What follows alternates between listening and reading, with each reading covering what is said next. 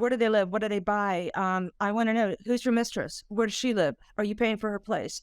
I find out where you vacation. If you stayed at the Ritz in Morocco, you paid with a credit card. Then I find out how you paid.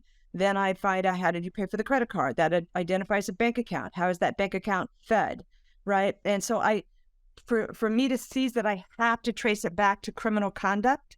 So it's not just enough that you're a bad guy and you have bad money. I have to show there's a direct nexus from the money you stole to the money I'm seizing. And that takes interviewing people, talking to the law enforcement in that country. That's why I'm traveling everywhere, to either get my hands on records or to interview witnesses that were extorted by him. And that was my first case. And then I had some smaller corruption cases when I got a call in 2006 to go after the $5 billion that was stolen by President Sani Abacha out of Nigeria. And he was president for only a couple of years, like 4 or 5 years. He died under unique circumstances. 3 Indian prostitutes were involved, but he died. And he is alleged to have taken $5 billion out of the country while he was president. And so a lot of that money was found by the Swiss because it was in Swiss bank accounts. So I ended up locating $630 million that had not already been identified. And we're returning that now in 2020, we returned $311 million. Last year, another $20 million of that. And there's $150 million that's still being litigated.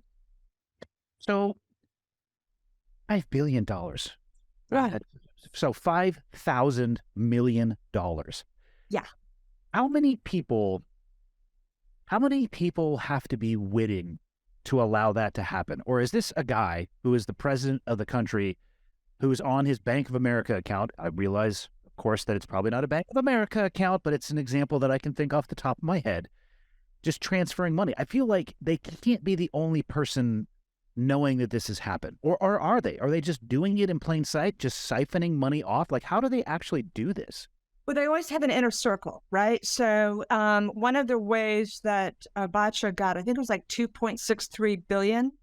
It was called the security vote scheme. But what he would do is he would say, write a letter. I need $14 million to buy bulletproof vests for my police department. And he would give that to his head of security, who would go to the central bank. The central bank would literally give them a box with $14 million, several boxes with $14 million in it. And he would take it back. And in that way, they siphoned $2.63 billion out of the state coffers. And Mohammed Abacha, the son of President Abacha, was interviewed once. And they said, Mr. Abacha, when your father handed you boxes with $700 million in them, did you ask him, like, where did it come from? And he goes, it never crossed my mind. And so, I mean, that was that case. There's Malaysia, the 1MDB case, the Malaysia Benevolent Fund, $5 billion, $4.8 billion was stolen out of Malaysia. And it funded, part of that money funded The Wolf of Wall Street in California with Leonardo DiCaprio. He had no idea what the source of the money was. But it funded the actual production of the movie itself? Yeah. So the money, Mr. Razak, who was the prime minister, his nephew owned Red Granite Productions in California. And it's funny. Everybody says, oh, my God, it funded The Wolf of Wall Street. I said, well, it also funded Dumb and Dumber 2, but you don't hear about that one, right? Yeah. But, oh, yeah, they're still applying. I think thus far the FBI has recovered $1.8 billion of that money. And they're still tracking it now. Gaddafi, $50 billion while he was president of Libya. Yeah, I mean, Moldova lost $1 billion in 3 days, and they're missing several billion. I was just in Tunisia, and I think Tunisia's missing 11 billion. Lebanon is like 11 to 20 billion. So it's the amount of greed is absurd. But I will tell you, from the perspective of somebody who traces money, it's hard to move that money like bulk cash smuggling or without some type of paper trail. And so, does the digital era make your job easier? no, Really? because not really, because we still have like records from another country have to be requested through a mutual legal assistance request.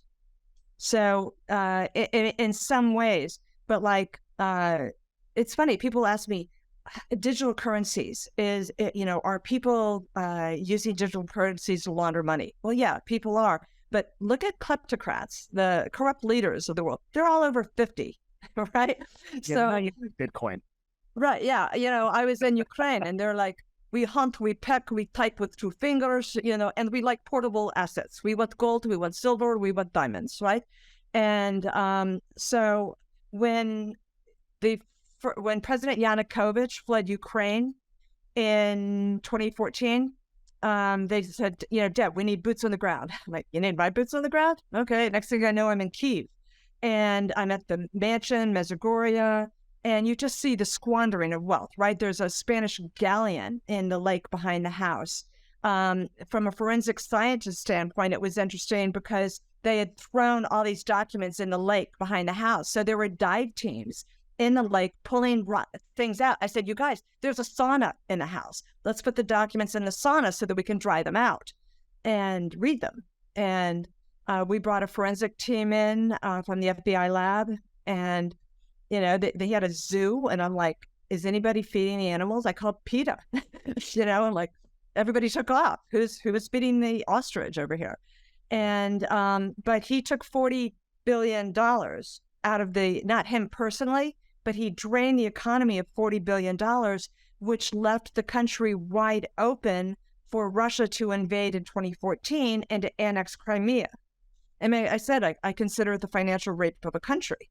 And, he's now living a life in Russia. But I show up in Kyiv and I'm like, hi, I'm Debbie LaPrevotte. I'm with the FBI. And they're like, we're being invaded. Could you come back?